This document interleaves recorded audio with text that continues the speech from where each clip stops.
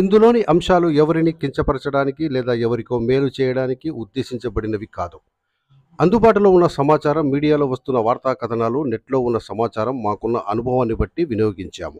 ఈ వీడియోలోని వ్యక్తుల అభిప్రాయాలు వారివి మాత్రమే. ఎంఆర్ టీవీ 7 యూట్యూబ్ ఛానల్కు ఎటువంటి సంబంధం లేదు కాబట్టి ఈ విషయాన్ని గమనించగలరు.